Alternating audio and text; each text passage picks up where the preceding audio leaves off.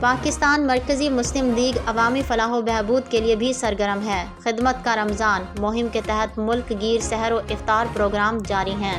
جویا news net work plus کو secretary اطلاعات رضا شاہ سے حاصل ہونے والی رپورٹ کے مطابق ننکانہ صاحب میں محترم جناب چودھری خالد مسعود سندھو صدر پاکستان مرکزی مسلم لیگ، محترم جناب تابش قیوم انفارمیشن سیکرٹری پاکستان مرکزی مسلم لیگ، محترم جناب عبداللہ سیکرٹری سوشل میڈیا پاکستان مرکزی مسلم لیگ، محترم جناب میاں عابد صدر پاکستان مرکزی مسلم لیگ ضلع ننکانہ اور محترم جناب ڈاکٹر ثاقب مجید جنرل سیکرٹری پاکستان مرکزی مسلم لیگ ضلع ننکانہ نے مشترکہ پریس کانفرنس کی اور صحافیوں کے سوالوں کے جواب بھی دیے۔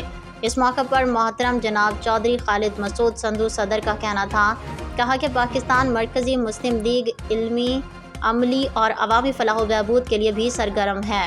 رمضان المبارک کے دوران خدمت کا رمضان مہم کے تحت ملک گیر سحر و افطار پروگرام منعقد کیے جا رہے ہیں، جن میں ہزاروں سحر و افطار دسترخوان میں شرکاء کو اللہ کے احکامات، اس کے رسول صلی اللہ علیہ وآلہ وسلم کی پیاری پیاری سنتوں پر عمل کے بارے میں بتایا جاتا ہے۔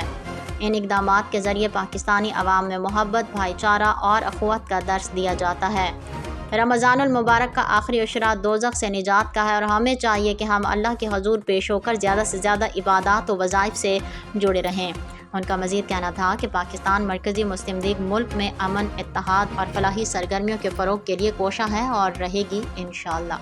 بڑی ڈیٹیل کے ساتھ آپ سے بات کروں۔ پاکستان مرکزی مسلم لیگ ایک دعوت اور تربیت کی جماعت ہے، خدمت اور تربیت کی جماعت ہے۔ آج جب ہم ملک کے حالات کو دیکھتے ہیں تو ہم گروہوں میں تقسیم ہیں، ہم فرقہ وارائیت میں تقسیم ہے۔ جتنا بھی پاکستان میں اس وقت کوئی بھی نیشنل ایشو ہو، ہم اس پہ اکٹھے نہیں ہیں۔ وجہ کیا ہے؟ وجہ یہ ہے کہ ہم ایک قوم نہیں ہیں۔ قوم بننے کے لیے ہمیں واپس اس فکر پہ جانا ہو۔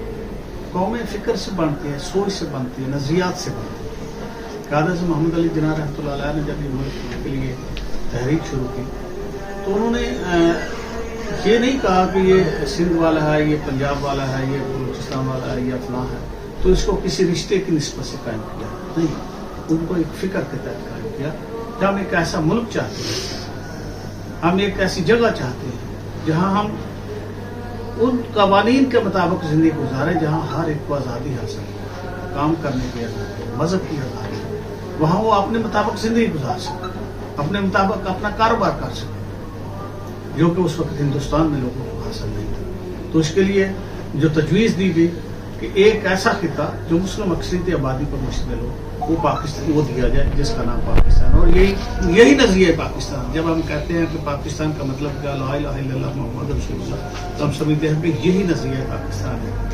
آج قائد ملک بن گیا۔ ملک بننے کے بعد